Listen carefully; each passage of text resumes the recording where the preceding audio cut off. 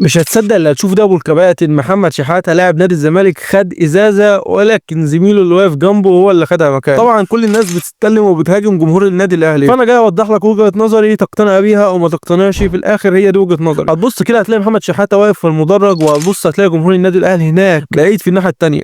واكيد كده ومنطقي ان محمد شحاته قاعد في المدرج بتاع جماهير نادي الزمالك، مش في الناحيه الثانيه عند جماهير النادي الاهلي. ده منطقيا يعني، فالاقرب لمحمد شحاته هو جمهور نادي الزمالك. فمعنى كده ان جمهور النادي الاهلي ما ضربش يعني محمد شحاته وجمهور نادي الزمالك هو اللي هيضرب محمد شحاته، برضه دي مش منطقيه قوي. ولكن عايز اقول لك ان جمهور الاهلي اصلا بيحب محمد شحاته وبيحترم محمد شحاته وبيقدر محمد شحاته، ومفيش خلاف على محمد شحاته. فلو دي حصلت سواء من جمهور الاهلي او من جمهور الزمالك فهي حاله فرديه، وكمان جايه من المقصوره او جايه من الناس الصحفيين اللي بيبقوا قاعدين في المنطقه، مش جايه خالص من جمهور الثالثه شمال ولا جمهور الثالثه يمين. فبصراحه لقطه سلبيه جدا وغير اخلاقيه، ولكن في النهايه هي حاله فرديه. محمد شحاته في مدرج الزمالك واللي حواليه اغلبهم زملكاويه، فالازازه هتعدي مسافه كبيره فما اظنش يعني، ولكن دي حاله فرديه. مهما كان اللي عملها فهو شيء بشع جدا وسيء جدا.